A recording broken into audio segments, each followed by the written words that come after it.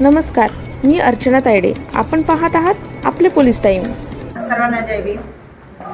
आपले आज पुन्हा भगत 23 तारखेला चाललेले आहेत युएसला. तर म्हणून आपण छोटासा आज प्रोग्राम घेतला, नाही तर आपण भरपूर मोठा घेणार होतो. आणि कुणालनी खरोखर आई वडिलांचं नाव कमावलेलं आहे. असा एक हिरा एक आपल्या याच्यात आपल्या लोकांनी म्हणजे हिरा आणि PhD केली. आज PhD म्हणजे कमी नाही आपल्यासाठी.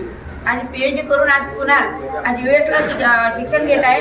आणि खरोखर त्याचं आपण एक महिलांनी सर्वांनी आपण त्याला आशीर्वाद दिला. याच्यानंतरही आपण त्याला आशीर्वादच आहे आपला.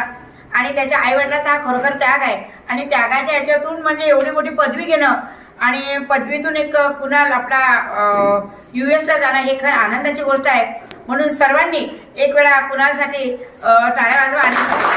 आणि आपले भगत साहेब ड्युटीवरून आले आणि गाडीवरती न जाता गाडी खाली होती त्यांची. आणि 2 मिनिटांसाठी काय व्हायचं ना, पण ते सर आले, 5-10 मिनिटं बसले भगत सर. आणि खरोखर यांचंही नाव भगत आणि त्यांचंही नाव भगत ते बरोबर झालेलं आहे. आणि दोन्ही म्हणजे काय म्हणतात एवढे जुळले. आणि भगत सर छान असे आले आणि कुणालचं स्वागत झालं. त्याच्या आई वडिलांचा पण एक अभिमान आहे. आणि एवढे मोठे सर आपल्याकडे आले भगत सारख्या साहेबांसारखे. डॉक्टर कुणाल प्रताप भगत बरोबर या नावाने आपण त्यांना ओळखू. आणि आमच्या तायडे परिवाराकडून त्यांच्या पुढच्या भावी आयुष्याला आमच्याकडून शुभेच्छा. आमच्या समतानगर रहिवासी संघाचे व आयुष्यमान प्रताप भगत यांचे चिरंजीव कुणाल प्रताप भगत हे USA ला PhD करण्यासाठी जात आहेत. ते शिक्षणामध्ये आतापर्यंत सामाजिक क्षेत्रामध्ये आणि आपल्या समाजामध्ये उत्कृष्ट शिक्षण घेऊन त्यांनी अव्वल नंबर लहानपणापासून आलेले आहेत. आणि शिव फुले आंबेडकर सामाजिक संस्था यांच्या वतीनं मी आपल्या सर्वांच्या वतीने त्यांना पुढील वाटचालीसाठी हार्दिक अभिनंदन करतोय. हार्दिक अभिनंदन करतो आणि पुढील वाटचालीसाठी आमच्या सर्वांकडून तुम्हाला शुभेच्छा.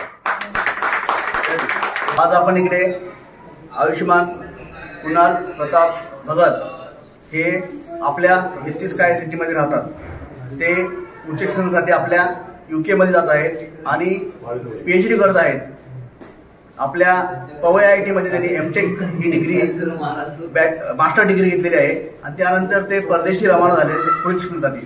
तर ते PhD साठी गेलेले आहेत. त्यांना आम्ही आमच्या उपासक आणि उपासिकांतर्फे त्यांच्या आम्ही शैक्षणिक वाटचालीसाठी आम्ही त्यांना अनेक शुभेच्छा देत आहे.